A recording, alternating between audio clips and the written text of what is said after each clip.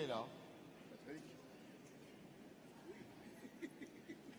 Mes camarades, je vous prouve que je suis adhérent de la CGT-FO et le trésorier de mon syndicat est dans la salle et il pourra prouver que j'ai payé mes timbres. D'ailleurs, je me dis que pour être secrétaire général, il fallait que je puisse vous prouver que, secrétaire général, mon intention était de savoir, j'ai entendu que Jean-Claude Mailly partait en retraite. Je pourrais peut-être être, j'ai du punch moi. Alors je pourrais peut-être être secrétaire général. Donc il fallait que je vous montre que je sois adhérent. Mais bon, on m'a dit qu'il y avait un autre mec qui candidatait. Oh, comme je suis pas un mec très emmerdeur, et puis que vivre à Paris, c'est pas mon truc, je préfère rester dans mon coin, qui est la Bretagne. Ça, c'est pour la mise en place. Camarades, je vous apporte le salut fraternel des camarades du syndicat de Point P de Bretagne Nord-Ouest.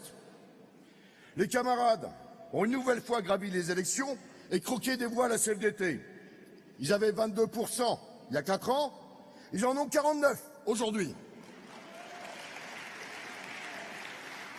C'est un peu facile, mais ça fait plaisir, surtout qu'il n'y a plus de cégette. Les ouvriers de Point P, mes camarades, ils s'arrachent tous les jours avec le secrétaire de leur syndicat, leur délégué syndical, qui est Philippe Savéan, que je salue au passage, que je salue lui et tous ses camarades, résistants ouvriers, qui chaque jour se tapent une NAO de merde, où ils ont moins de 25 € qu'ils arrivent à négocier par an. Pourquoi ? Parce que c'est du raid pour les 900 salariés qui leur a imposé. C'est un maximum de dividendes pour les actionnaires et des miettes pour les ouvriers aujourd'hui. Oui, c'est des miettes pour les ouvriers qui subissent un travail quotidien où la modulation leur explose la tronche. En 2007, mes camarades, c'est 1 700 000 € de CICE, sans aucune contrepartie, sans aucune embauche, et très peu d'heures sup, puisque la loi, elle connerie. Et ces modulations de merde sont passées réduire les embauches et les salaires. Les riches, mes camarades, ils s'en foutent plein les poches, et ils tapent le plafond du CAC 40. Alors oui, camarades, ça suffit. Nos camarades de Point P sont attachés à leur syndicat, attachés à leur UD, attachés à leur fédé, et ils sont de chaque grève. Et pour le retrait des lois scélérates, issues des 49.3 et de la loi Hollandie, ils ont tapé 16 jours de grève dans les Côtes-d'Armor, mes camarades.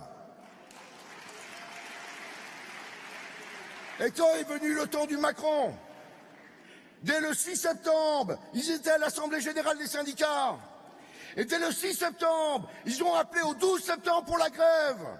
Et dès le 6 septembre, vu la gravité des enjeux, ils ont écrit avec moi à la Confédération pour demander la mise en place d'un CCN extraordinaire. Et ce CCN, mes camarades, n'a pas eu lieu. Il y a sûrement dû y avoir un classement vertical. Aussi, camarades, j'ai l'honneur de porter leur mandat et de vous annoncer qu'ils ont décidé de voter pour le rapport de Patrick Privat à la trésorerie et de voter contre le rapport d'activité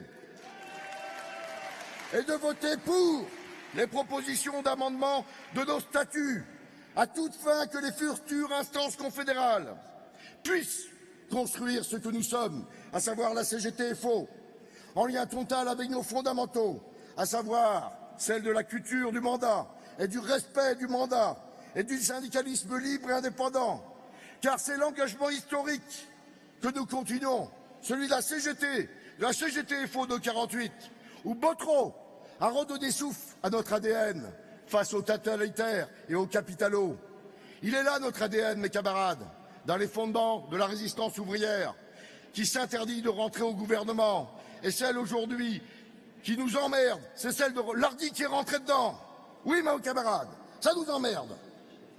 Et notre congrès est celui des délégués militants qui, une nouvelle fois, revendiquent au nom de nous tous de remettre la CGT-FO devant la tribune de ce congrès, de remettre la CGT-FO sur cette espèce de pupitre, car c'est notre nom, mes camarades.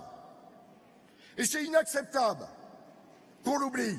J'invite le futur secrétaire général à prendre bonne note de cet oubli, qu'il sera, je l'espère, corrigé. Oui, notre camarade,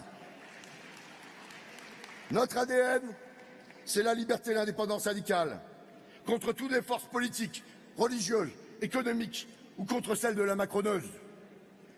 Mes camarades, l'approche du secrétaire général de notre confédération sur la macroneuse, pour le moins, nous étonne. Oui, elle nous étonne sur les ordonnances, elle nous étonne sur l'ANI, elle nous étonne sur la formation professionnelle, pour la traite des jeunes soumis, aujourd'hui, désormais à l'adéquationnisme régional et patronal, ou sur ces dernières déclarations nous disant que Mme Pénicaud est une bonne ministre. Éric. Oui. Bon. Bonjour. J'ai pas fini. On s'était vu tout à l'heure quand même. Alors, bon, mais je sais continue. que t'as pas fini, mais si tu peux penser à avancer très vite maintenant. Je vais avancer, mon camarade. Ah, mais pas très vite. Et je continue. Ben, je comprends. Je suis convaincu que Jean-Claude Mailly a dû avoir l'ADN et faux modifié ces derniers temps. Modifié par des aliments génétiquement ingérés aux tables du cercle de l'Élysée ou de Matignon. Et ce, par un président qui est génétiquement préparé par Attali et ses bandes. Et un président qui ose déclarer aux évêques sa belle soumission avec tous les relents du Rerum Novarum, amplifiés par la Trumperie et du va-t-en-guerre. Oui, camarades, l'association du sabre et du goupillon est à nouveau présente. Et les militants de la ZAD, d'ailleurs, l'ont bien compris à leurs dépens. Eh bien, mes camarades, c'est aussi notre ADN. Notre ADN que nous défendons.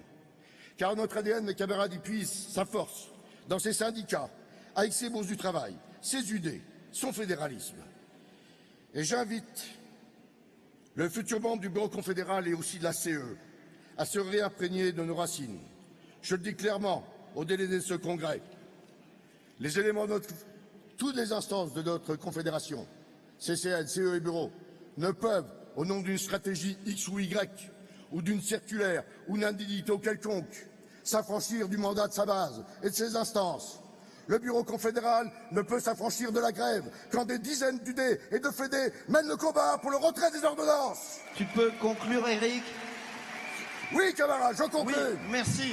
Quant à la méthode vidéoconcertation, le drôle de dialogue social à la Macron, celle-ci, mes camarades, elle ne laisse personne dupe. La concertation, ce n'est pas qu'un point de dialectique. Ce n'est pas de la négociation contractuelle.